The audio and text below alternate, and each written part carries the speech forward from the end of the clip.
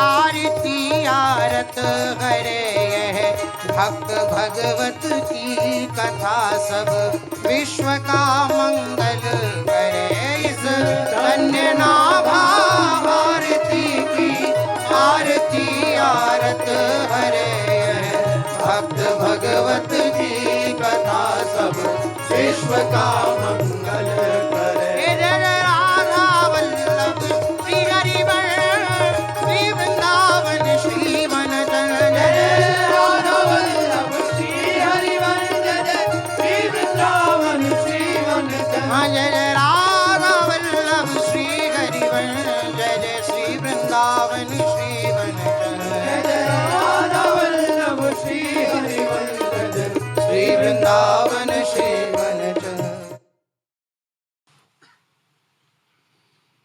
सीताराम पदाम्बुजो मधुपद यन्मानसं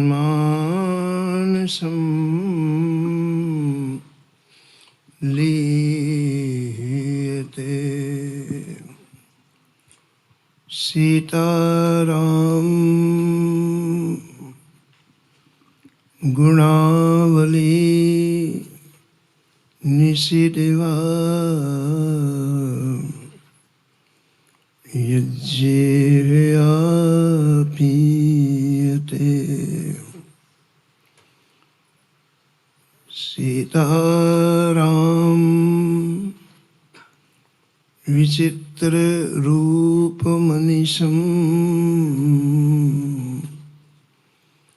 यश्चक्षुषोर्भूषणम्। सीताराम सुनाम धाम निरतम तम सद्गुरुं संभजे। नीलाम्बुज श्यामल कोमलांगं सीता समारो पितुवाम पाड़ो महा सायकुचारुचापं नमामि रामं रघुवंशनाथम्। यत्र यत्र रघुनाथ कीर्तनं तत्र तत्र कृतमस्तकाञ्जलिं। वाष्पवारि परिपूर्णलोचनं मारुतिं नमत राक्षसान्तकम्। वाञ्छाकल्पतरुभ्यश्च कृपा सिन्धुभ्येव च पतितानां पावनेभ्यो श्रीवैष्णवेभ्यो नमो नमः। भक्त भक्ति भगवन्ते गुरु चतुर नाम वपुएक। इनके पद वंदन किए नासत विघ्न अनेक। हरजू आए विराजिए कथा सुनहु इतिहास। तुम श्रोता या माल के तुम पद रज मम आस। तुम पीछे जो और हैं श्रोता है रस खान, तिनके सकल मनोरथों पूर्वहु श्री भगवान।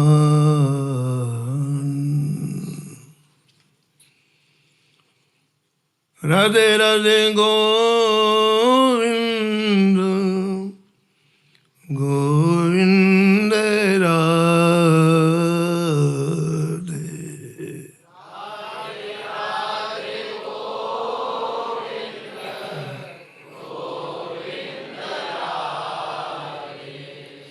राधे राधे गोविंद गोविंद राधे।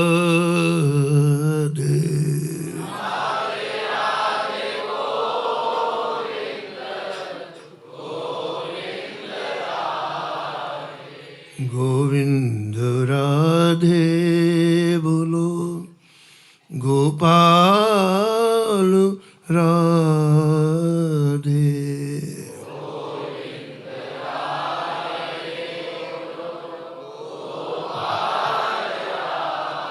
राधे राधे गोविंद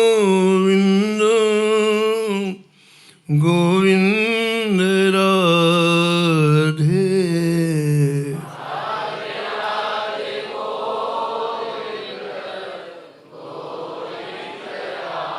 राधे राधे गोविंद गोविंद राधे।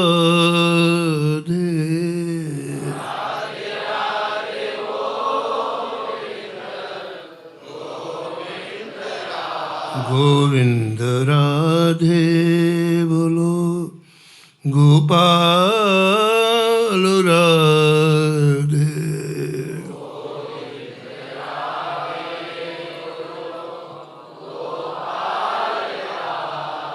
राधे राधे गोविंद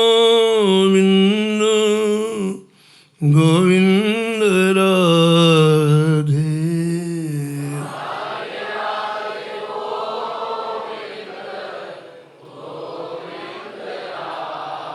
राधे राधे गोविंद गोविंद राधे।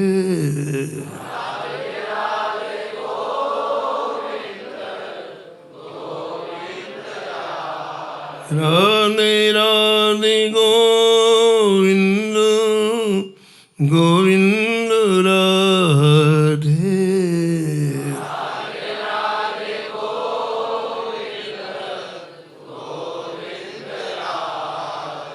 श्री युगल सरकार की, श्री युगल नाम की, श्री युगल धाम की, श्री युगल परिकर समाज की, श्री वृंदावन धाम की, श्री स्वामी अग्रदास जी महाराज की, श्री नाभाजी महाराज की, श्री प्रियादास जी महाराज की, श्री गिरिराज जी महाराज की, श्री राधा वल्लभ लाल की, श्री यमुने महारानी की, सब संत भगवान की, श्री सेवक जी महाराज की जय जय श्री राधे।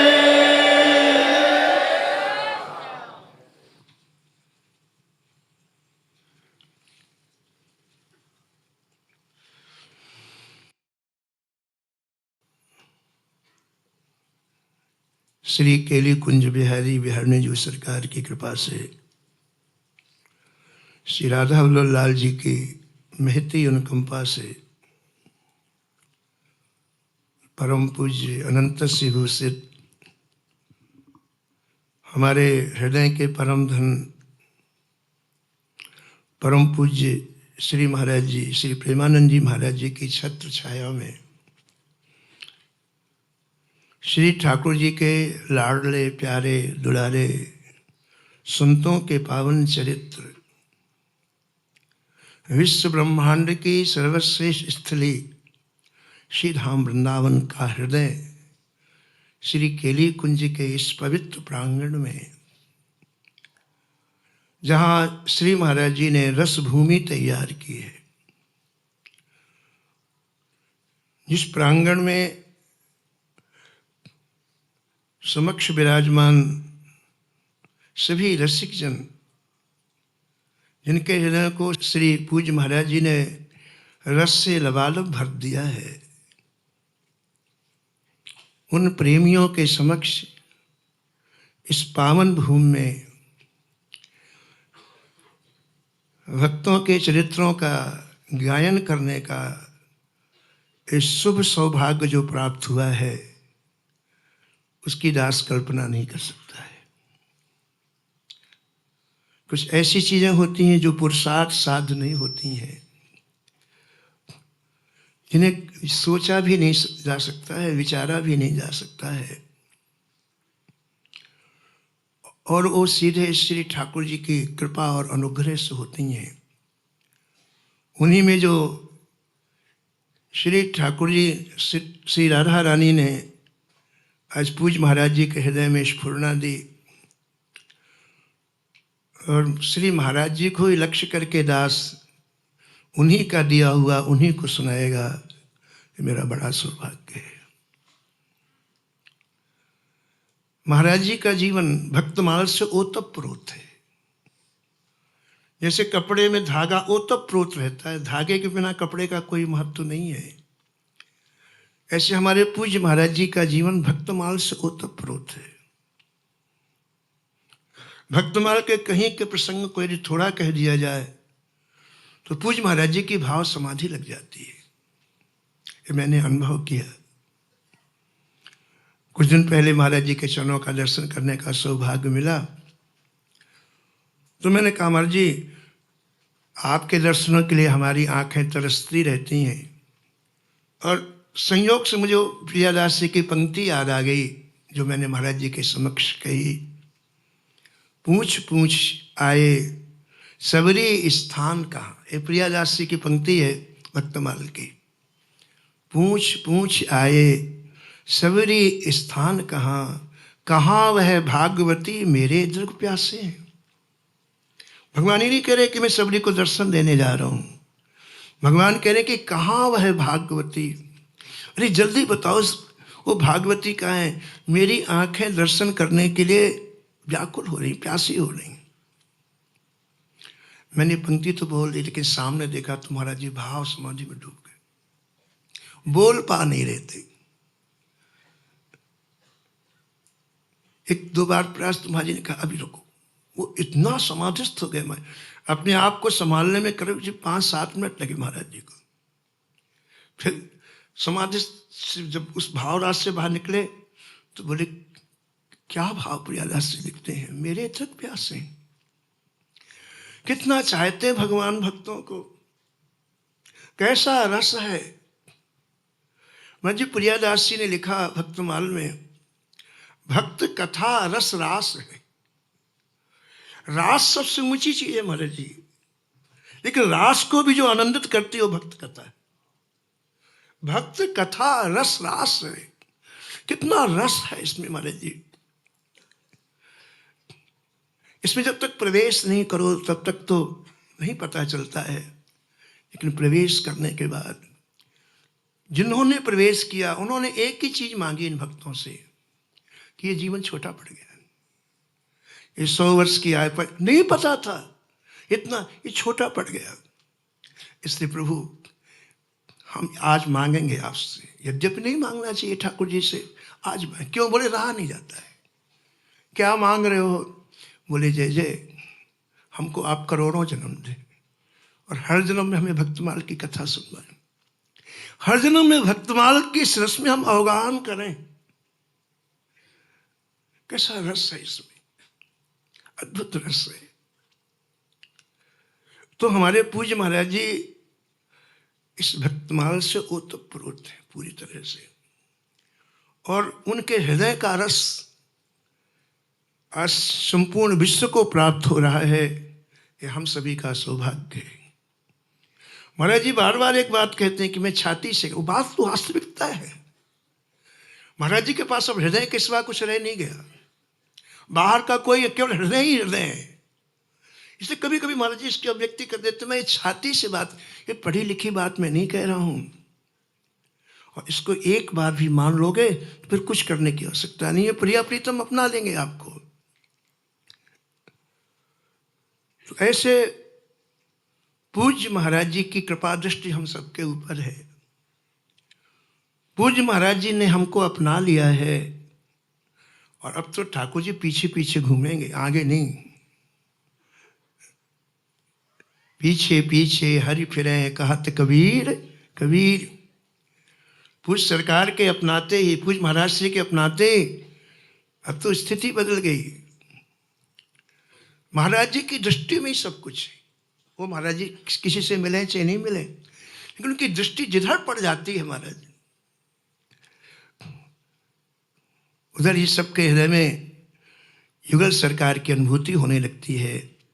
तुलसी कप की कृपा अवलोकन खान सकल कल्याण की।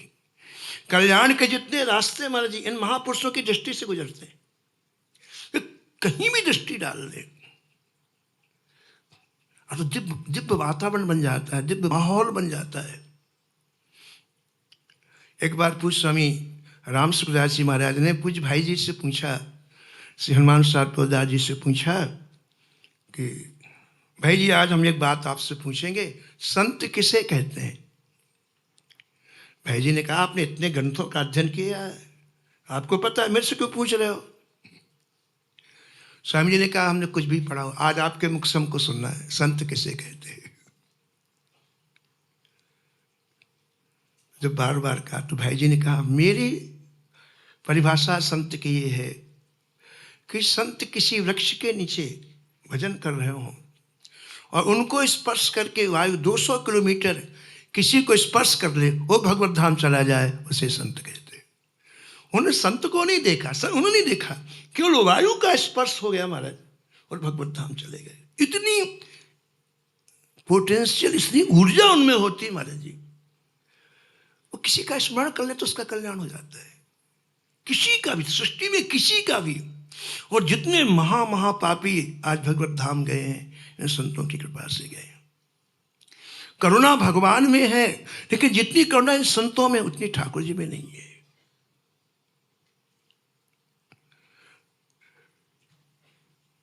तो एक दिव्य, जो दिव्य महाराज जी वातावरण निर्मित है,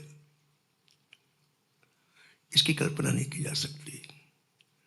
श्री महाराज जी के अनुग्रह से, महाराज जी की कृपा से श्री राम वृंदावन में जो दिव्य रसमय वातावरण निर्मित, इसकी कल्पना नहीं की जा सकती।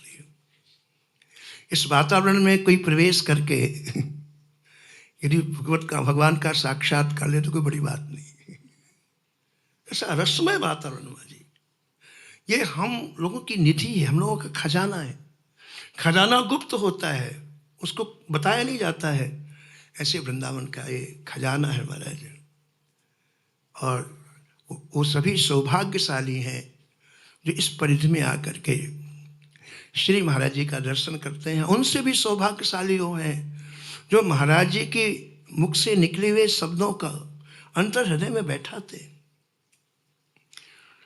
ये हृदय में बैठाने का तात्पर्य तत्क्षण उसका लाभ मिलना। सद्या, जैसे हम पानी पीते तो प्यास मिट जाती है, भोजन करते हैं तो भूख मिट, ऐसे इन महापुरुष के शब्द अंदर बैठा है और आनंद के समुद्र में डूब गए।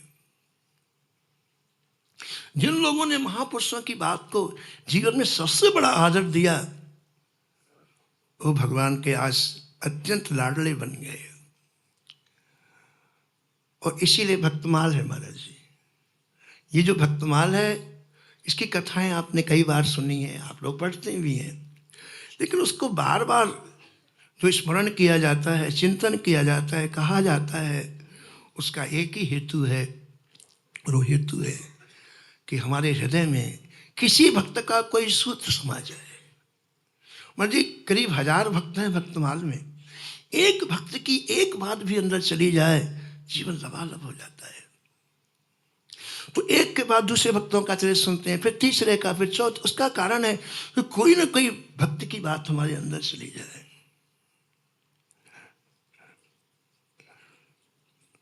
अद्भुत ग्रंथ श्री भक्तमाल है। और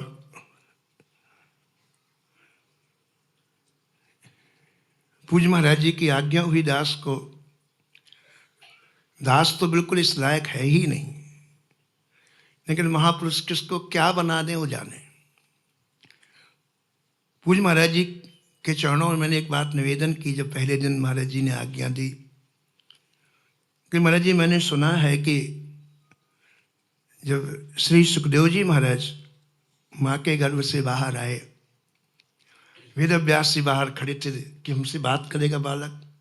12 वर्ष तक माँ के गर्भ में रहे तो कितनी प्रतीक्षा की थी। वो भी ठाकुर जी को बुलाने के बाद सुखदेव जी माँ के गर्भ से बाहर आए, आ नहीं रहे थे। भगवान ने कहा कि क्यों नहीं आ रहे हो? बोले सरकार डर लगता है। किसका? बोले माया का। बहुत घुमाती है, बहुत विस्मृति कराती है, और यहाँ हमारा भजन हो रहा है, हम बाहर नहीं आए। भगवान बोले मैं कौन हूँ? बोले आप मायाधीश हैं। फिर क्यों डरते हो? जब मायाधीश है तो बोले प्रभु आप यहीं रहिएगा। बोले हाँ ठीक है। और सुखदेव जी निकले महाराज जी सीधे भजन करने का। तो वेदव्यास जी ने पीछे पीछे दौड़ लगाई, बेटा बेटा बेटा, लेकिन देख ही नहीं पीछे। आखिरकार जब वेदव्यास जी ने पीछा नहीं छोड़ा तो आप वन में जाकर के अंतर्हित हो गए, अंतर्ध्यान हो गए, और वहाँ के जितने वृक्ष थे उन वृक्षों से आवाज निकलना प्रारंभ हो गई, सुखो हम सुखो हम सुखो हम, मैं ही सुख हूँ मैं ही सुख हूँ मैं ही सुख हूँ। वेदव्यास जी वापस आ गए। तो मैंने महाराज जी से निवेदन किया कि जैसे सुखदेव जी उन वृक्षों में व्याप्त होकर के और अपनी वाणी की अभिव्यक्ति की, ऐसे जय जय आप मेरे हृदय में प्रवेश कर जाएं, आप ही कथा सुन कहो और आप ही सुन। सरकार से मैंने कहा पूज्य महाराज जी से कि वैसे ही आप मेरे हृदय में प्रवेश करके और आप कथा कहो। तो आपको कथा में कोई अच्छी चीज़ लगे, पूरी पूरी की पूरी महाराज जी की है। कोई चीज़ कठोर लगे वो मेरी उसे आप क्षमा कर देना। इन्हीं शब्दों के साथ आज दास की इच्छा है कि थोड़ी सी महिमा की बात कर लें। प्रथम दिन है और भक्तमाल की महिमा का थोड़ा स्पर्श कर लें। आइए। जय जय राम कृष्ण हरि, जय जय राम कृष्ण हरि, जय जय राम कृष्ण हरि, जय जय राम कृष्ण हरि।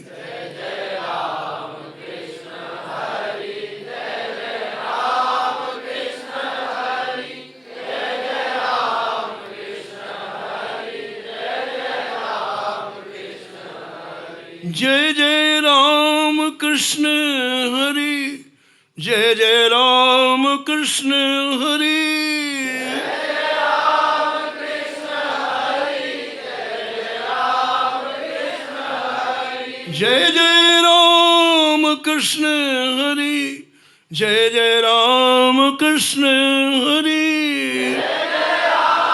राम कृष्ण हरि, जय जय राम कृष्ण हरि, जय जय राम कृष्ण हरि, जय जय राम कृष्ण हरि, जय जय राम कृष्ण हरि, जय जय राम कृष्ण हरि।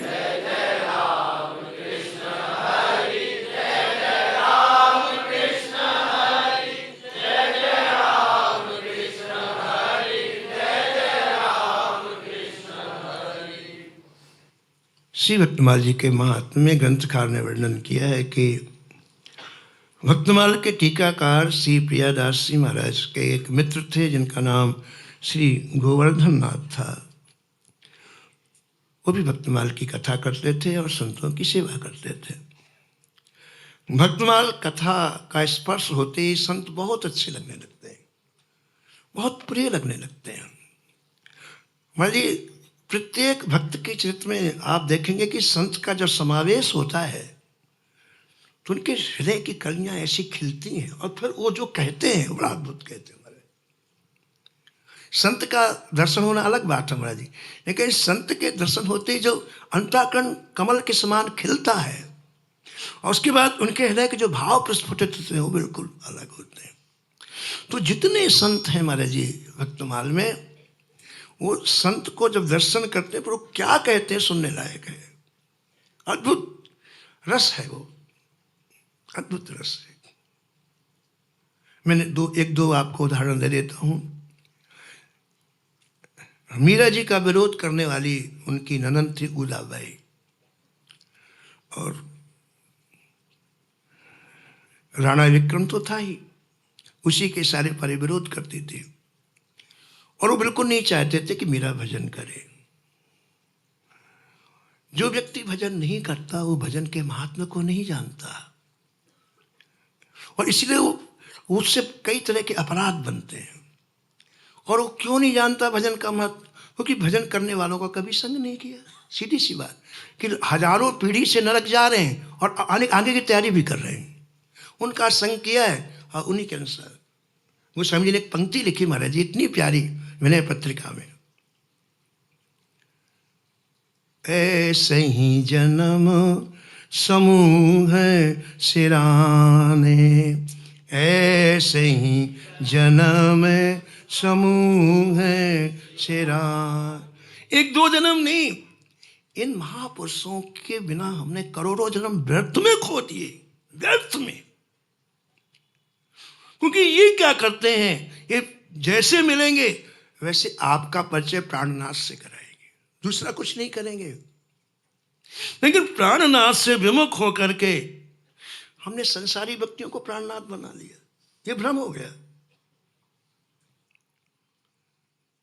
जे कायल कलिकाल बिगोए, जे कायल कलिकाल बिगोए, केवल कलिमल साने, केवल कलिमल सुखत बदन प्रशंसत तिन कहाँ, सुखत बदन प्रशंसत तिन कहाँ, हरिते अधिक ही माने, हरिते अधिक। ऐसे जन्म समूह सिराने, ऐसे जन्म समूह सिराने। प्राणनाथ रघुनाथ से तज प्रभु, प्राणनाथ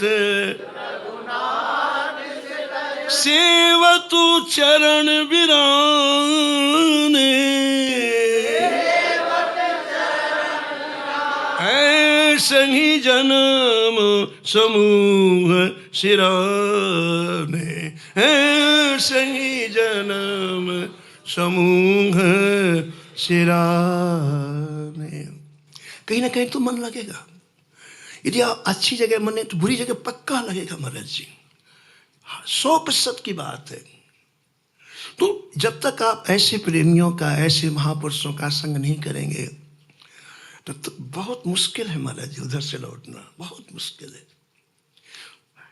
श्री कृष्ण चैतन्य महाप्रभु जी के चरित्र में दास ने संतों से सुना कि महाप्रभु जी जब जगन्नाथपुरी में थे महाराज जी, तो एक बात सबसे मिलना बंद कर दिया, बोलना बंद कर दिया, निज परिकरों से भी बात नहीं करते, सब कुछ बंद कर दिया, खाना पीना सब बंद कर दिया। शरीर बिल्कुल दुबला हो गया महाराज जी, 1 महीने में हड्डी का ढांचा मात्र बचा शरीर। अब निज परिकरों में बात हुई कि भाई तो अनिष्ट हो जाएगा, महाप्रभु जी कुछ न लेते हैं, न खाते हैं, न पीते, न बात करते हैं किसी से। तो सबने श्रीपाद नित्यानंद जी को आगे किया और कहा आज आप जाओ महाप्रभु जी, कौन सी पीड़ा है, कौन सा कष्ट है, कौन सा दर्द है, पता तो चले। तो सबने नित्यानंद जी को आगे किया, कुटिया में प्रवेश किया। नित्यानंद जी तो पूरे कपड़े आंसू से भीगे हुए थे, पूरे। साष्टांग दंडवत प्रणाम करके कहा, जय जय, या तो आप मुझे बताएं कि आपको क्या कष्ट है, नहीं मैं आपके चरणों में प्राण छोड़ने के लिए आया हूं। तीसरी बात कुछ भी नहीं, या तो आप बताएं कि कष्ट क्या है, नहीं तो मैं आपके चरणों में प्राण छोड़ने के लिए आया हूं। तो चरणों से उठाया महाप्रभु जी ने, हाथ रखा कंधे में, कहा नित्यानंद तुम मेरे वहर प्राण हो, तुमसे क्या छिपाना। मैं यहां पुरी आने के बाद एक दृश्य देखता हूं, जब आकाश की तरफ देखता हूं तो देखता हूं लाखों लाखों लोग नरक की यात्रा करें, खेप की खेप। साक्षात नाम भगवान विराजमान है धराधाम में, लेकिन कोई ओठों का स्पर्श नहीं कराना चाहता है। वो सब के सब नरक जा रहे। मैं देखो हम लोग जो चीज सुनते हैं महापुरुष देखते हैं महाराज जी, कथा यही है।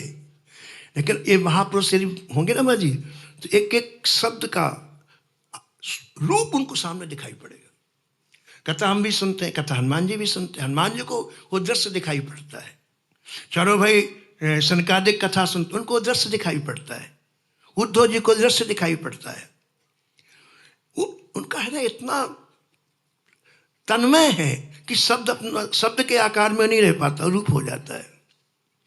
तो महाप्रभु जी कहते हैं मेरी आंखों से मुझे दिखाई पड़ता है प्रतिदिन लाखों लोग नरक की यात्रा कर रहे हैं, केवल इसलिए कि नाम नहीं ले रहे। नाम का स्पर्श हो जाए तो नरक की यात्राओं का चक्कर समाप्त हो जाए, भवाटवी समाप्त हो जाए और वो भगवत धाम को जाए। तो इनको मोड़ना बड़ा मुश्किल है महाराज जी। ये तो कुछ महाराज जी श्री के, कुछ श्री प्रेमानंद जी महाराज जी के श्री के ऐसे महापुरुष हों जो करोड़ों करोड़ लोगों को आज भजन में लगा दिया। बड़ी अद्भुत ऊर्जा है, वो अद्भुत शक्ति है महाराज जी। किसी को प्रभावित करना अलग बात है, लेकिन किसी के स्वभाव का परिवर्तन, किसी के हृदय बिल्कुल टोटली अलग बात है, उसमें कोई समझ। ये तो एक ऐतिहासिक काम हो रहा है महाराज जी। एक ऐसा कार्य हो रहा है जिसकी कोई कल्पना नहीं कर सकता है। पूज्य महाराज श्री के द्वारा जो कार्य हो रहा है इसकी कोई कल्पना नहीं कर सकता है महाराज जी। तो जब तक इन संतों का आश्रय नहीं हम लेते महाराज जी, तो संत कितना सुख देते इसका पता नहीं चलता। हम दर्शन करिए ठीक है, उनका जो सुख है, उनकी उपस्थिति से जो हृदय में एक उमंग आती है, एक अद्भुत, उसका पता नहीं चलता। श्री कृष्णदास पयोहारी जी को जब श्री अग्रदास जी का मिलन हुआ और उन्होंने प्रार्थना की कि प्रभु मुझे आप अपनी शरण में रखें, तो ऐसी दृष्टि उठा करके देखा, उनको सब पता चल गया कि ये व्यक्ति बड़ा होना आगे चल के बहुत बड़ा काम करेगा। तो कुछ नहीं पूछा, माँ जी मुझे ठीक स्नान करके आओ, दीक्षा दे दी। अब इनको तैयार करना है महाराज जी। आप लोगों को महाराज जी अपने पास बैठाते हैं, रोज कुछ ना कुछ आपको नवीन संदेश देते हैं, नवीन बात कहते हैं। क्या है ये? महापुरुष आपको तैयार कर रहे हैं कि आप लाखों लाखों लोगों को भगवान में लगाएं। यही तैयार कर सकते हैं, किसी में क्षमता नहीं है। तो पयोहारी जी ने क्या किया महाराज जी की, एक ऐसा उत्सव किया जिसमें संपूर्ण भारत के संत आए, संपूर्ण भारत के संत आए, और उनको 1 महीने तक रोक के रखा।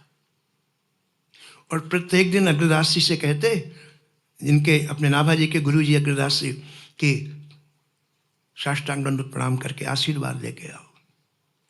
संपूर्ण भारत के संतों को अपने संकल्प से बुलाया महाराज जी पयोहारी जी ने। उत्तर दक्षिण पूर्व पश्चिम के संत आ गए। आने के बाद श्री अग्रदास जी ने उनके चरणों में प्रणिपात कराया अग्रदास जी को, और परिणाम क्या हुआ कि अग्रदास जी एक ऐसी अद्भुत विभूति बन गए। और यही सोचते रहते कि इन संतों में कितना स्नेह है, कितना आनंद है, इसको कैसे वितरित किया जाए लोगों में।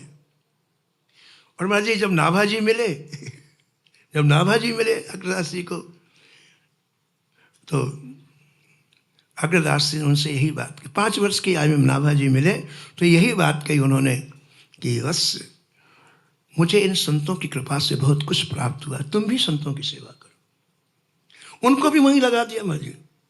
और 5 वर्ष से 15 वर्ष तक वो संतों की सेवा की, उन्हें क्या प्राप्त हुआ? महापुरुष कभी अपनी हृदय की बात कभी नहीं कहते, उनमें गोपनीयता की अद्भुत क्षमता रहती है। पूज्य महाराज जी के पास कितने अद्भुत अद्भुत निकुंज की लीलाओं के दृश्य आते हैं, उनमें से कभी एक छींटा महाराज जी दे देते हैं। बाकी सब महाराज जी के अंदर समाये थे। पूज्य भाई जी हनुमान प्रसाद पोदार जी अद्भुत, उन्हें निकुंज की लीलाओं का दर्शन होता, कभी प्रकाशित नहीं किया महाराज। रात्रि में 12 बजे से 1 बजे तक जो पदों का गायन होता निकुंज का, उसमें गिने आदमी 3-4 रहते महाराज जी, और कोई नहीं रहता था। एक दिन उनमें से एक व्यक्ति ने उस पद को किसी को लिखवा दिया। इतने नाराज हुए भाई जी, और उसको भगा ही ने वाले थे, फिर किसी कारण से उसको फिर नहीं भगाया। अत्यंत गोपनीय रखते हैं ये महापुरुष अपनी बातों को। तो नाभा जी से कहा, और नाभा जी संत सेवा में लग गए, संतों की शीत प्रसादी, संतों का चरणामृत लेने लग गए महाराज जी। परिणाम क्या हुआ कि मात्र 20 वर्ष की आयु में नाभा जी को सब जगह सर्वत्र दर्शन होने लगा। यहाँ तक अपने गुरु जी के हृदय की बात की भी जानकारी होने लग गई। और जब गुरु जी को पता चला कि मेरे हृदय में जो अभी अभी बात आई, जिससे मैं मानसिक सेवा में थोड़ी देर के लिए विक्षेप हुआ, मैं उस व्यापारी के जहाज को बचाने के लिए अपने मन को वहाँ भेजा, अपने चित्त को। उतनी देर तक मैं मानसिक सेवा नहीं कर पाया श्री ठाकुर जी की। और नाभा जी पीछे खड़े थे, बोले अरे सरकार, ठाकुर जी की सेवा छोड़ करके आप वहाँ कहाँ? इतनी देर में ठाकुर जी को थोड़ा सा कष्ट होगा ना, आप अपनी सेवा, वो काम मैं कर लेता हूँ। और वहीं खड़े खड़े जिस पंखे से आप बयार कर रहे थे उसको समुद्र की तरफ किया व्यापारी का जहाज बाहर। ये चलो घटना तो समान थी, लेकिन उनके हृदय की बात जानने के कारण एक बार अग्रदासी से, कौन है? पीछे ही उकर रहे थे, ये कौन है? और नाभा जी आगे आकर के ये नहीं कहा कि मैं नाभा बोल रहा हूँ भाई। ये भक्तमाल इतना हृदय सरस बना देता है, भाषा बदल जाती, लैंग्वेज बदल जाती, इतनी मिठास आ जाती है जीवन में। नाभा जी महाराज ने प्रणाम किया और कहा, जय जय, जिसे आपने संतों के टुकड़े देखकर पाला है, जिसे आपने संतों के चरणामृत को पिलाया, वही दास। एक बार ऊपर से नीचे देख के बड़े प्रसन्न हुए, और ये नहीं बोला कि मेरी कृपा से ऐसा हुआ है। देखो तो सही क्या महापुरुषों का कैसा जीवन है। ये नहीं बोले कि मेरी कृपा से हुआ है, ये बोले भाई तो पे साधु कृपा है। इतनी ऊंचाइयों को वही प्राप्त कर सकता है जिसके ऊपर पूज्य महाराज जी श्री के संतों का अनुग्रह हो जाए। भाई तो पे साधु कृपा। और आगे क्या बोले, तुम जिस सुख में डूब रहे हो, सुख छायो है, एक सुख मिलता है, एक सुख में डूबना होता है, सुख के समुद्र में डूबना होता है। बोले और किसी विधि विधान से सुख का एक कण मिल सकता है, लेकिन संत का अनुग्रह हो जाए तो सुख के समुद्र में व्यक्ति डूब जाता है। उसको पता ही नहीं कितना सुख है। एक सुख की बिंदु होती है, एक सुख का समुद्र होता है। तुम सुख के समुद्र में जो डूबे हुए हो, इन संतों की कृपा हुई है। अब मेरे हृदय का एक भाव है, और भाव ये है कि आगे आने वाली पीढ़ी भी डूबे इसमें। यही इनकी महानता है माजी। आज महाराज जी इतने कष्ट में भी हम लोगों के सामने आते हैं, हम लोगों के समीप अपनी अनुभूति वाणी का प्रयोग करते हैं। क्या जरूरत है महाराज जी? कोई हमसे उनकी कोई अपेक्षा नहीं है, कुछ भी नहीं है। महाराज जी के मन में आता है कि जिस सुख में मैं डूबा हूं, काश इन लोगों को भी वो कुछ सुख का बिंदु मिल जाए। और कोई कारण नहीं महाराज जी, वो जानते हैं कि कितनी मूल्यवान चीज इस मनुष्य शरीर से प्राप्त की जा सकती है। इसी की तो जानकारी के बिना जीवन व्यर्थ में जा रहे हैं। और इसका यदि थोड़ा सा बिंदु मिल जाए तो पायो परम विश्राम, राम समान प्रभु का विभु नहीं। उस स्थिति में महाराज जी हमें पहुंचाना चाहते हैं। हम उस विश्राम की स्थिति, हम ये कुली का जीवन नहीं जिए, क्लेश का, हमारे श्रम का, विक्षिप्त ये नहीं जिए, क्योंकि आयु रुक नहीं रही, तेजी से दौड़ रही। और ऐसे जीवन जीते समाप्त हो जाएंगे तो व्यर्थ का जीवन चला गया। ये महापुरुष चाहते हैं आप परम विश्राम का जीवन जियो, आप उस अमृत का पान करो जिसके लिए आप आए हो। वो समझ ने मैंने पत्रिका में लिखा ते नर नरक रूप जीवित जग भव भंजन पद विमुख अभागी। अगर ये अमृत नहीं पिया मानव जीवन प्राप्त करने के बाद तो गोस्वामी जी अभागी कह रहे हैं, इतना बड़ा मौका गंवा दिया। और दूसरी बात महाराज जी कहते हैं वो मरने के बाद नरक नहीं, वो साक्षात नरक रूप ही है। आज तक जिनको भगवान के नाम से, भगवान के रूप से, भगवान की लीला से, भगवान के धाम से स्पर्श प्राप्त नहीं हुआ, वो साक्षात नरकीय प्राणी है। मरने के बाद नरक छोड़ो, वो चलते फिरते नरक के रूप में। ते नर नरक रूप जीवित जग भव भंजन पद विमुख अभागी। तुलसीदास हरिनाम सुधा तज सठ हट पियत विषय विष मांगे। अमृत नहीं पी रहे हैं, विष पी रहे हैं, मांग मांग के पी रहे हैं। ये सठ है, ये महापुरुषों का कहना नहीं मानते हैं। ये बार बार क्लेश पाते हैं, कष्ट पाते हैं, फिर भी अपने आप को नहीं सुधारते हैं। तो श्री गुरुदेव ने कहा गुरदास जी ने कि नवा मेरी इच्छा है कि जिस सुख में तुम डूबे हो उसको डूबो। हिरण्याकश्यप प्रहलाद जी को मारने का प्रयास कर रहा है। और आपने सुना ये श्रीमद् भागवत के माध्यम से प्रहलाद जी का चरित्र बड़ा विस्तार से है कि विभिन्न प्रकार के प्रयास किए उसने। ऊंचे पहाड़ों से गिराया, लेकिन प्रहलाद जी को कुछ नहीं हुआ और प्रहलाद जी वापस महल में आ गए। फिर समुद्र में डुबवाया पत्थर बांध करके, लेकिन प्रहलाद जी को कुछ नहीं हुआ, प्रहलाद जी वापस महल में आ गए। फिर हाथी के पैरों के नीचे रौंदवाया, लेकिन प्रहलाद जी को कुछ नहीं हुआ, फिर महल में आ गए। और यहाँ तक कि मतलब जलती हुई अग्नि में हिरण्याकश्यप की बहन प्रहलाद जी को गोद में लेके बैठ गई। ये होली का उत्सव वही उत्सव है, लेकिन होलिका जल गई, प्रहलाद जी को कुछ नहीं हुआ। तो यहाँ उस ग्रंथकार ने प्रश्न उठाया कि भाई प्रहलाद जी महल में क्यों आते थे? है महाराज जी, जब उनको इतना कष्ट दिया रहा तो कहीं दूसरी जगह चले जाते। कोई भी व्यक्ति जब हमारे प्रतिकूल है या हम प्रतिकूल आचरण करा तो वहाँ जाने से तो और दोबारा वही प्रतिकूलता में, तो फिर प्रहलाद जी क्यों जाते थे? बड़ा सुंदर प्रश्न किया है, क्यों जाते? तो उत्तर दिया महाराज जी ग्रंथकार ने कि प्रहलाद जी जिस सुख में डूबे थे, उस आनंद में न एक पहाड़ का कष्ट, न जल का कष्ट, न हाथी के पैरों का कष्ट, न सर्पों के बीच का कष्ट, न अग्नि का कष्ट, कोई टिक नहीं पाता था।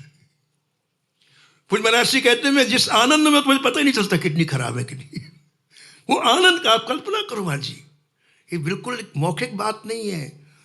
प्रहलाद जी कहते हैं कि मैं जिस आनंद में डूबा हूं उसमें मुझे पता ही नहीं चलता कि कौन हाथी के पैरों के नीचे रख रहा है, कौन अग्नि में जला, कुछ पता नहीं चलता मुझे। तो मैं इसलिए बार बार महल में जाता हूं कि पिताजी भी उस आनंद का एक बिंदु प्राप्त कर रहे हैं। अगर मैं नहीं जाऊंगा तो उन्हें कैसे पता चलेगा कि उन मेरे जाने का, नहीं तो कहीं भी चले जाते। तो इन संतों का स्वभाव होता है महाराज जी, ये जो प्राप्त करते हैं वो हमें देना चाहते हैं। और अग्रदास जी की आज्ञा से श्री नाभा जी ने श्री भक्तमाल की रचना की। तो मैं ये निवेदन कर रहा था श्री भक्तमाल की महिमा में कि श्री गोवर्धन नाथ जी श्री प्रियादास जी के मित्र थे और भक्तमाल के रंग में डूबे रहते थे। लिखते हैं ते श्री भक्तमाल रंग छाए, ते श्री भक्तमाल रंग छाए, पढ़े सांभर की रामति आए, पढ़े सांभर की रामति आए। छके, एक शकना होता है महाराज जी और एक कुछ देर के लिए स्पर्श करना होता है। तो भक्तमाल जी ऐसा ग्रंथ महाराज जी छका देती। हमारे यहाँ वृंदावन में सब छके हुए हैं महाराज। ये भूमि का असर है, यहाँ ये छीटा बीटा वाली बात नहीं है। किसी कवि ने हमारी 2 पंक्तियां बड़ी प्यारी लिखी हैं, मुझे याद आ गई। कैसो है ब्रज धाम सखी यह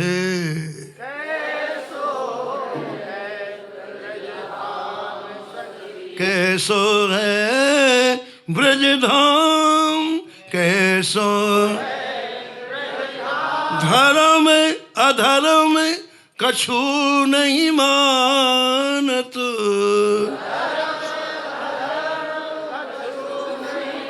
धर्म अधर्म कछु नहीं मानत,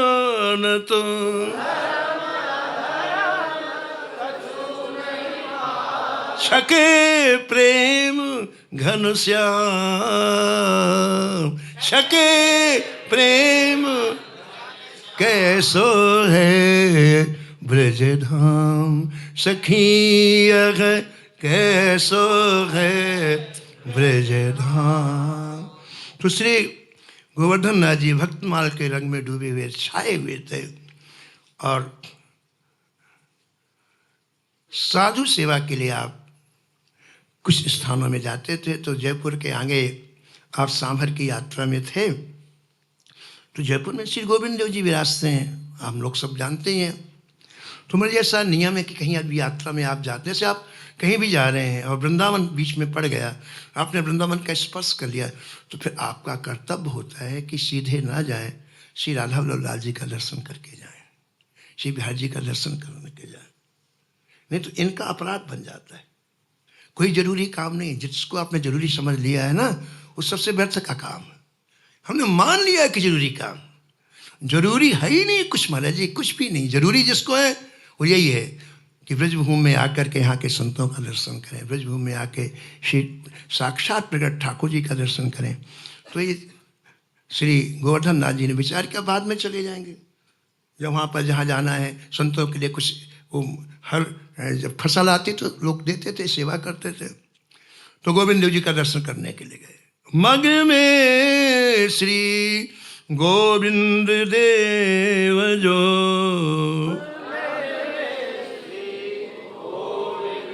तिनके दर्शन को गमने सो, तिनके दर्शन। श्री गोविंद जी का जैसे दर्शन करे तो एक रसिक समाज पीछे खड़ा हुआ था और उन्होंने ये सुन रखा था कि श्री गोवर्धन नाथ जी श्री भक्तमाल जी की कथा में डूबे रहते, रंग छाए। इसलिए उनके मन में आया कि इनके मुख से कथा सुन ले, आज श्री गोविंद देव जी के निज प्रांगण में इनके मुख से कथा सुन ले। एक बड़ी विचित्र बात है महाराज जी, कथा के क्षेत्र में बड़ी विचित्र बात है कि कथा में जब तक हृदय परिष्कृत नहीं होगा तो कथा में रस नहीं आता है।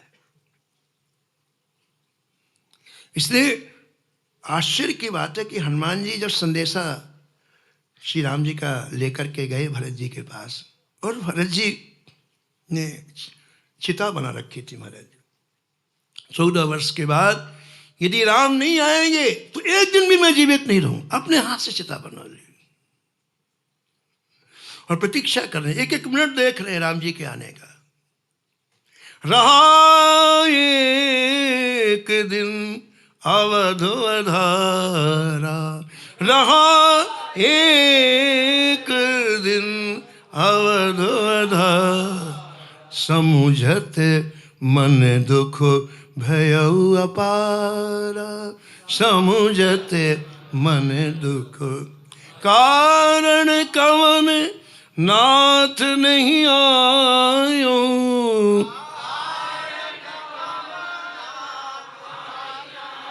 जान कुटिल किधो मुहि बिसरायो, जान कुटिल। श्री ठाकुर जी जानते थे कि भरत प्राण छोड़ देगा, इसलिए अपने आने के पहले हनुमान जी को भेज दिया, तो समाचार सुनाओ कि हम आ रहे हैं। और हनुमान जी रूप बदल के गए, उसी रूप नहीं ब्राह्मण के रूप में गए, और जाके चरणों में प्रणाम किया और जैसे संदेशा सुनाया कि प्रभु आ रहे हैं, वैसे पूछे कौन हो तुम भाई, इतना बढ़िया संदेशा सुनाने वाले कौन हो। इतनी ही नहीं, हृदय से लगा के कहा कहा कहा बताओ क्या चाहिए, जो चाहिए आज तुम मेरे से लो, इतना सुंदर समाचार, जो चाहिए ले लो। और उस समय हनुमान जी ने कहा कि जय जय जो मुझे आज मिला है शायद ही किसी को मिले। एक रस में डूबे हुए रसिक का हृदय का आलिंगन मिलने से बड़ी बात क्या है? क्या है?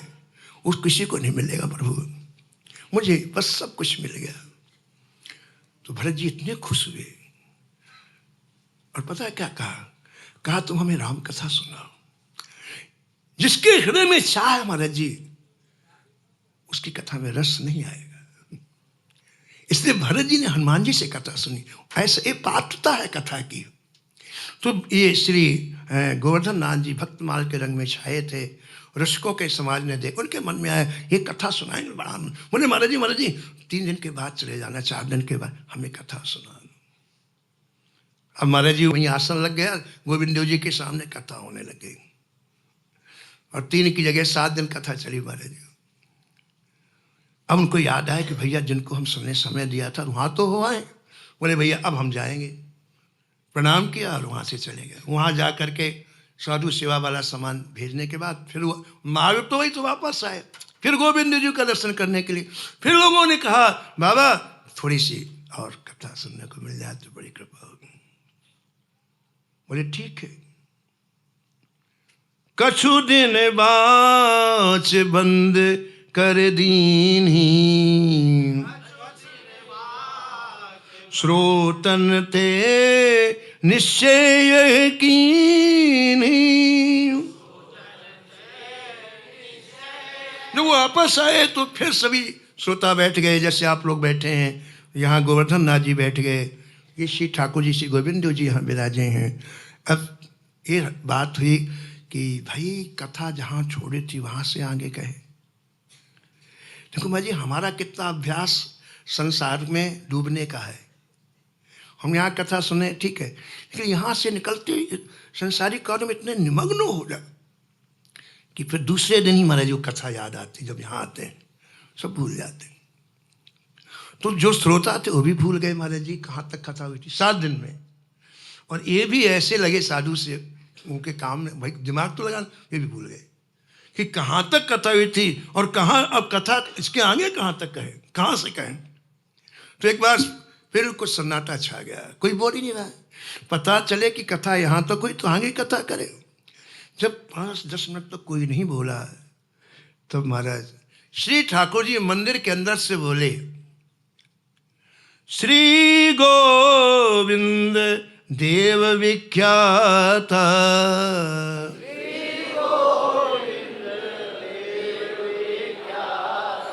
श्री ठाकुर जी को कथा में बहुत रस आता है।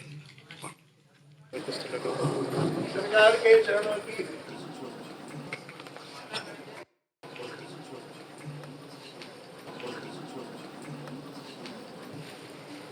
सरकार जी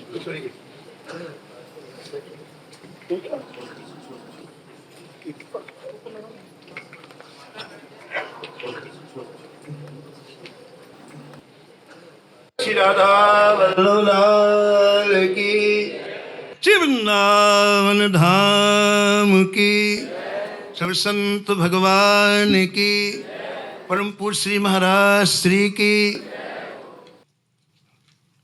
पता नहीं कितने जन्मों का पूर्ण आज उदय हुआ है और कितनी बड़ी से बड़ी कृपा सरकार की दास के ऊपर हुई है, उसके लिए शब्द नहीं है। मैं तो बिल्कुल, मेरा हृदय इतना भरा हुआ है कि मैं कुछ बोल नहीं पाता हूँ महाराज जी। और बस एक ही विनती, एक ही प्रार्थना है। मैंने महाराज जी से एक दिन कहा था, महाराज जी जिस रंग में आप डूबे हमको भी डुबो दो। महाराज जी के चरणों में एक बार निवेदन किया था और इतना वात्सल महाराज जी देते हैं कि उसका कह नहीं सकता कुछ। तो बड़ी सरकार ने कृपा किया है, इस रसमय वातावरण में दास को हाजिरी लगाने का सौभाग्य प्राप्त कराया है। मैं इसके बस यही कह सकता हूँ, बंदों तो पद बार ही बारा। इसके सिवा मेरे पास कोई शब्द नहीं है। तो महाराज जी के चरणों में मैं बार बार कोटसा वंदन प्रणाम करता हूँ। मैं ये निवेदन कर रहा था कि जहाँ भक्तमाल की कथा होती है, श्री ठाकुर जी का हृदय भराता है और भरे हुए हृदय से ठाकुर जी दौड़ करके आते हैं और आकर सबसे पहले विराजते हैं, सबसे पहले विराजते हैं।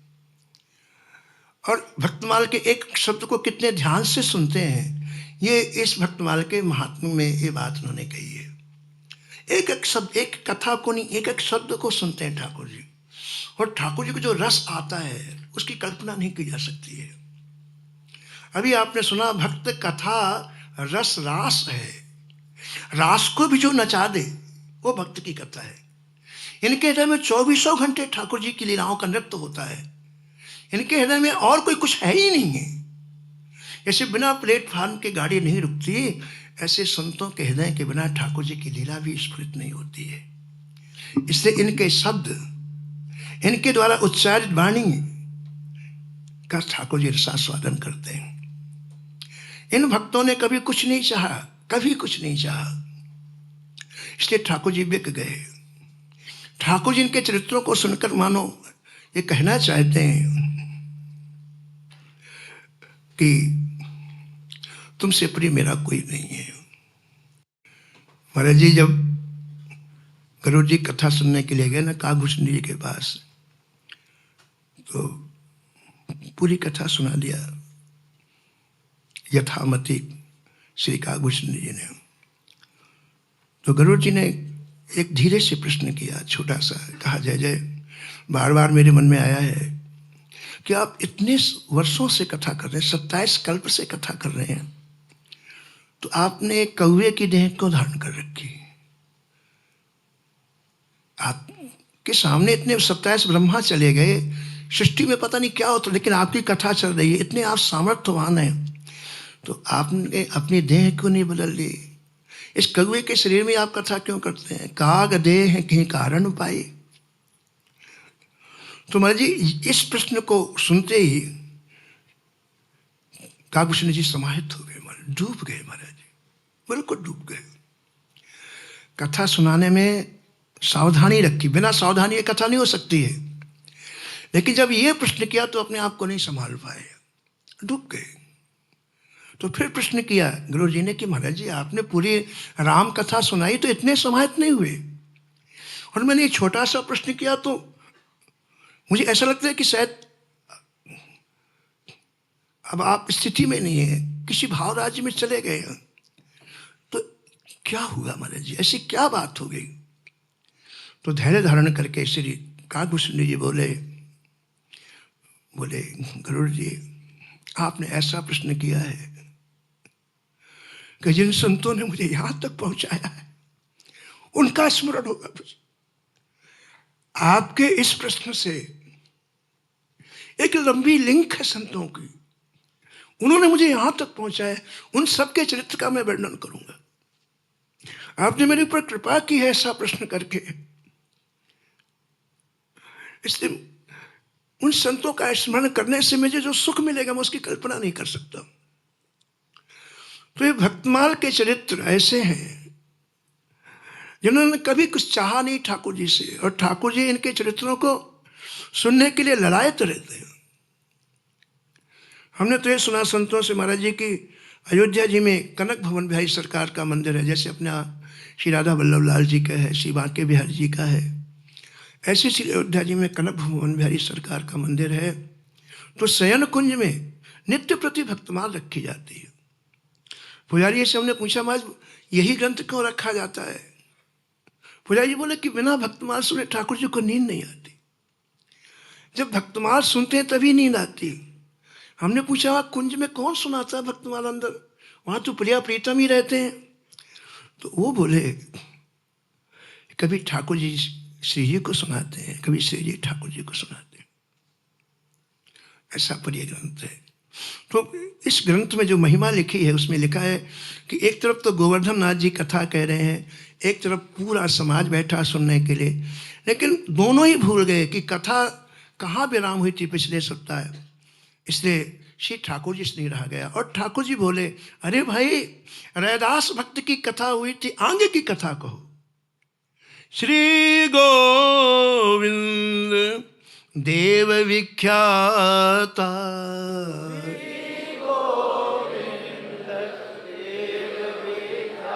कही पुजारी सो यह बात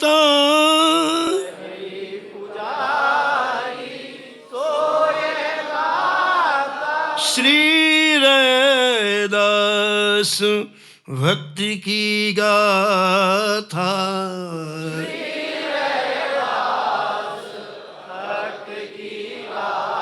भाई कहो आगे अब ना था,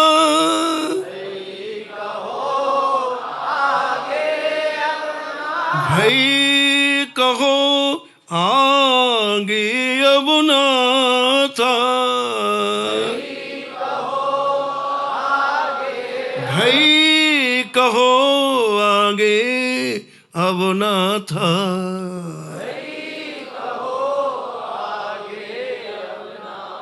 श्री ठाकुर जी के मुख से जैसे अमृतमयी वाणी निकली और वो अमृतमयी वाणी का स्पर्श कानों में हुआ, वैसे हमारा सब समाधिस्थ हो गए। किसी को अपने शरीर का होश नहीं रहा महाराज जी, सब समान।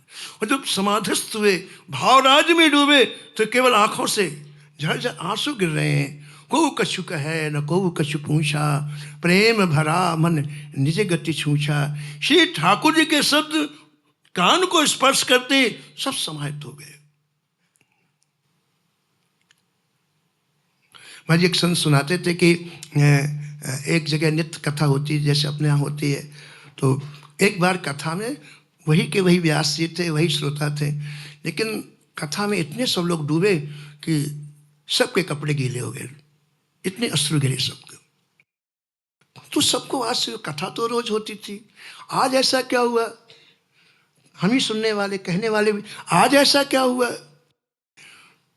तो उसमें से महाराज जी एक कोई भक्ता थी 19-20 वर्ष की, वो अपने गुरुजी के पास गई, कहा गुरुजी मैं रोज कथा सुनने जाती हूँ, लेकिन आज तो एक व्यक्ति ऐसा नहीं था जिसके पूरे कपड़े गीले ना हो, सब, और कोई बातचीत नहीं, बस केवल रोना रोना रोना, और इतना सुख मिला कथा में जिसकी हम कल्पना। तो मैं ऐसा क्यों हुआ? तो संत बहुत पहुँचे हुए, तो उन्होंने कहा बेटी हम अभी नहीं बताएंगे, हम प्रातःकाल जब ध्यान करते ना ब्रह्ममुहूर्त में, उस समय हमें पता चल जाएगा, तो तुमको इसके बाद बताएंगे। तो फिर दूसरे दिन जब वो गई महाराज जी, तो उन्होंने बताया, उन्होंने कहा देखो बेटी ऐसी बात थी, जहाँ कथा हो रही थी, आकाश मार्ग से नारद जी जा रहे थे, उन्होंने देखा कि यहाँ कथा हो रही है, तो कथा सुनने वालों की चरण रज का मैं स्पर्श करूँ। तो जहाँ सबकी जूतियाँ उतरी थी, जहाँ सबके, महाराज जी नारद जी वहाँ लोट लगाए, कथा में नहीं गए, जूतियाँ जहाँ सबके चरण पर वहाँ लोट लगाई, और उनके लोट लगाने से उनको स्पर्श करके वायु इनको लग गई, श्रोताओं को वायु, और उसका ही परिणाम कि सबके हृदय का परिवर्तन हो गया। तो श्री ठाकुर जी के मुख से जो शब्द निकला, उसका ये परिणाम हुआ कि महाराज सब डूब गए। प्रिया श्री ग्रंथकार लिखते हैं, सुन सुपुजारी के द्रगनो, सुन सुपुजा पानी बहो अपार, या के श्रोता आप हैं, यह कीन्ही निर्धार, यह कीन्ही निर्धार, यह कीन्ही निर्धार, यह कीन्ही। ये निश्चय हो गया कि भक्तमाल के असली श्रोता श्री केल बिहारी सरकार है, ये निश्चित हो गया, बिल्कुल निश्चित। ठाकुर जी असली, मेरी कथा के पहले ठाकुर जी आ जाते हैं, एक शब्द भी ठाकुर जी नहीं छोड़ना चाहते हैं, निश्चित बात है, निश्चित बात। तो महात्मा में बात कही गई, और एक छोटा सा महात्मा और उसको कह के फिर विराम दूंगा मैं वाणी को। अत्यंत साधारण से साधारण व्यक्ति को भी एक भक्तमाल ठाकुर जी के धाम में पहुंचा देगी। कोई साधना नहीं बनी, कोई उपासना नहीं बनी, कोई आराधना नहीं बनी, लेकिन एक बार चित्त इन संतों से जुड़ जाए, वो आपको पहुंचा दे। वही कथा है महाराज जी, प्रियादास जी महाराज 84 कोस की परिक्रमा में निकले थे, और एक जगह संतों ने उनको भी रोक लिया, कहा बाबा हम गांव के आदमी हैं, कुछ नहीं, बस खाते पीते सो जाते हैं। अब आप आए हैं तो इतना तो कर दो आप कि कुछ हम लोगों को कथा सुना दो, हमारा भी थोड़ा सा, हमारी रुचि हो जाए, हमारा भी मन थोड़ा लग जाए। संतों को सहजता बहुत बुरी है। सरलता पूर्वक आप कोई बात कहो तो इतने राजी हो जाते हैं, हाँ चलो बैठो कथा सुनो। बोले चलो 7 दिन के बाद कराएंगे परिक्रमा, कथा सुनो। हमारी कथा होने लग गई और श्रोता लोग सुनने लग गए। 7 दिन कब निकल गए पता ही नहीं चला महाराज जी। 7वें दिन जब प्रियादास जी जाने लग गए, कथा पूरी हुई तो जाने लग गए, तो लोगों ने प्रणाम किया, वंदन किया और लोग बड़ी प्रशंसा की, महाराज बड़ा सुख मिला, बड़ा सुख मिला। एक व्यक्ति नहीं गया, एक व्यक्ति बैठा ही रहा, बिल्कुल सीधा साधा व्यक्ति बैठा रहा। तो प्रियादास जी ने कहा भैया क्या बात है, आपको कुछ पूछना है क्या, कोई विशेष बात पूछनी है, बताओ। तो उसने एक अच्छी बात कही महाराज जी। उसने कहा कि महाराज जी मुझे पता नहीं 7 दिन में आपने भक्तमाल में क्या चरित्र सुनाया, मुझे नहीं पता नहीं, लेकिन इतना मुझे पता है महाराज जी कि संत बड़े दयालु होते हैं, बस इतनी बात मुझे समझ में आई। तो मैंने तो कोई उपासना की नहीं, आराधना की नहीं। तो महाराज ऐसा कुछ कर दो कि संत मेरा हाथ पकड़ के ठाकुर जी के धाम में पहुंचा दे। अब 75 साल का हो गया, अभी तक नहीं, अब भी नहीं होना है, तो ऐसा कुछ उपाय बता दो महाराज कि मेरा ठाकुर जी हाथ पकड़ के धाम। तो उन्होंने पूछा क्या उपाय चाहते हो, तुम्हारे मन में कौन सी बात। बोले मेरे मन में ये है महाराज जी कि मैं पढ़ा लिखा छोटा बड़ा भी नहीं जानता हूँ, तो न तो भक्तमाल पढ़ सकता हूँ न कुछ। तो एक काम करो महाराज जी, ये भक्त का जो चरित्र, जो भक्तमाल है ना जो आपके पास है, मूल थी महाराज उनके पास, इसको लिख के मेरे को दे दो। उनका कथा करने का विचार। बोले नहीं महाराज कथा छोटा बड़ा नहीं आता। तो ग्रंथ किसी उस समय छाप खाने नहीं थे, हाथ से लिखे जाते थे ग्रंथ, और ये तो अब हुआ छाप खाने का काम। तो बोले नहीं महाराज मेरे मन में यही है कि जब मैं मरूंगा, मरते समय इस ग्रंथ को छाती में रख लूंगा तो किसी ने संत को मेरे ऊपर दया आएगी और मुझे भगवान के धाम में पहुंचा दे। उसके भाव को सुनकर प्रियादास जी रोने लग गए। बोले भैया ये बात तो हमारे हृदय में नहीं है आज तक, इतने दिन कथा कहते हो। महाराज जी ऐसा एक ग्रंथ है कि किसके हृदय में कौन सा भाव पर कुछ पता नहीं महाराज जी, अद्भुत ग्रंथ है, अद्भुत। इससे मुझे भक्तमाल संतों के बीच का ग्रंथ है, रसिकों के बीच का ग्रंथ, अपने वृंदावन है, श्री अयोध्या है, इनके बीच में क्योंकि ऐसे ऐसे दिव्य भाव प्रस्फुटित होते हैं। प्रियादास जी के हौसले, प्रियादास जी भैया अब मैं 2 दिन और रुकता हूँ, तुम्हारी लिए पोथी लिखता हूँ। रुक गए महाराज जी और उन्हें पोथी लिखी।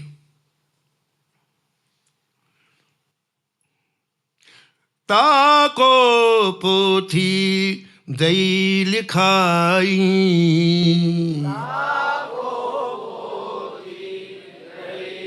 सोले घर गवन्यो सुख पाई, सोले घर गवन्यो सुख पाई। उसको पुस्तक दिया, उसने माथे में लगाई, प्रियादास जी चले गए और वापस आने के बाद घर के काम में लग गया। लेकिन समय रुकता नहीं बाजी, अंतिम समय आ गया और चूंकि पूरे जीवन भजन नहीं किया था ना, तो यमदूत आए। पूज महाराज जी सिमुत्थादास जी महाराज जी कहते थे महाराज जी कि 4 यमदूत आते, ऐसा सुनाया करते थे। 4 में एक हेड होता है, 3 असिस्टेंट होते हैं। महाराज जी बड़े प्यार से सुना। और बोले जब हेड होता है ना उसके पास यमराज का लेख होता है, और वो महाराज जी ऐसे नहीं लेते प्राण, वो आता है और जैसे वो आएगा तो बिल्कुल जो प्राणी होता है स्वस्थ हो जाता है, कितना भी रोग हो स्वस्थ हो जाता है। फिर पढ़वाते, बोले पढ़ो इसको, बड़े बड़े अक्षरों में कहा अब तुम्हारी आयु समाप्त हो गई है, ये पढ़ाते हैं महाराज।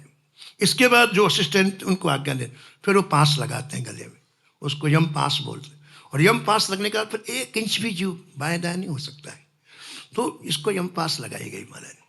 जब यम पास लगाएगी तो घबरा गया, बहुत घबरा गया। और जब घबरा गया तो बड़ी देर बाद से याद है कि अरे मेरे को भक्तमाल मेरी रखी हुई है, अब बोल नहीं पा रहा है महाराज जी। तो इधर उधर देख रहा, कोई समझ भी नहीं पा रहा है, सब रोना गाना चल। एक छोटा सा बच्चा, चाहे बिहारी जी ने भेजा उसको, वो अपने बाबा को चकटकी लगा के देख रहा था, ऐसे देख रहा, बार बार बाबा यूँ फिर यूँ करें, यूँ फिर यूँ। उनका आले में रखी थी छोटी सी भक्तमाल, तो उनका मतलब कि हमारी छाती पे यहाँ मेरे पास लाओ, तो अब इशारे से यूँ फिर यूँ। माँ जो समझ गया बालक, वो गया और ऐसी पुस्तक लेकर के बाबा के पास आए। बाबा ने बड़े प्रेम से उसको छाती में लगाया, और जैसे छाती में लगाया, हमारे ग्रंथकार कहते हैं, भक्तमाल की पोथी लाई,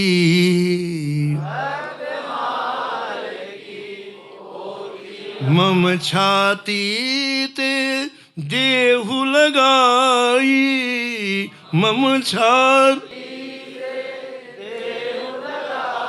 ते उठाए पोथी ले आए, ते उठाए पोथी ले आए, धर छाती पर अचरज छाए, धर छाती पर अचरज छाए। एक बहुत बड़े आश्चर्य की बात हुई महाराज जी। और वस्तुतः ये हमारा विश्वास ही सब कुछ है।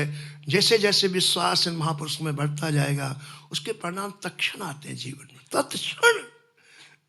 उसने पोथी रखी, उसका विश्वास था कोई ना कोई संत मेरा हाथ पकड़ेंगे। उस विश्वास को ठाकुर जी ने कैसे पूर्ण किया मेरे जी। छाती में पोथी का स्पर्श हुआ, और जितने यमदूत थे वो अपने अपने फांस स्वयं लेके ऐसे भागे जैसे किसी योद्धा के सामने कायर भागते हैं। सब भाग गए। धर तही यम के दूत भजे यो, धर तही यम सूरन के आगे कायर जो, सूरन के आगे कायर। बिल्कुल स्वस्थ हो गया वो किसान, बिल्कुल स्वस्थ हो गया। और क्या हुआ, उसका कंठ खुला, और कंठ खुलते ही पहले तो आंसुओं से डूब गए। कैसी कृपा करते हैं भक्त महाराज, कैसी करुणा इन भक्तों में। कंठ खुलो नैनन जल ढारो, कंठ खुलो हरे कृष्ण गोविंद उचारो, हरे कृष्ण गोविंद उचारो।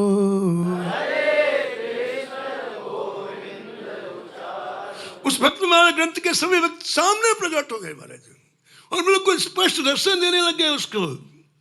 एक एक संत का दर्शन करता है। बहु भक्तन के दर्शन पायो,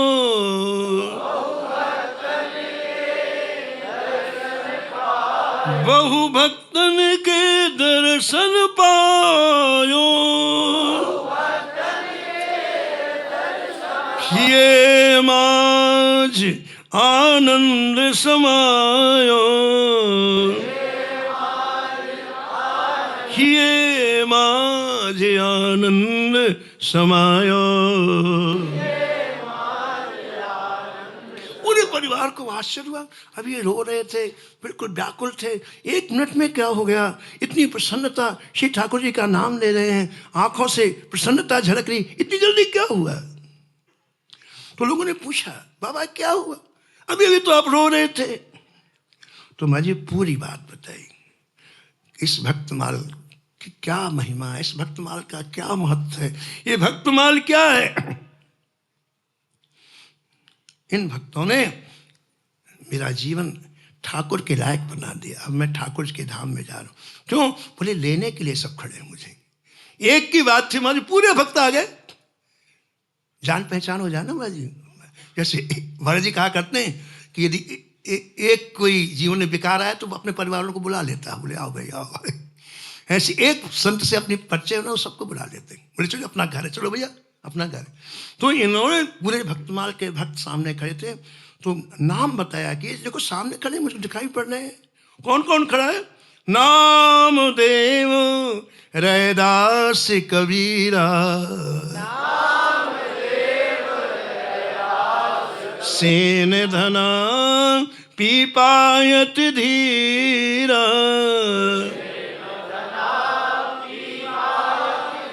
ठाड़े सकल कहत है बाता,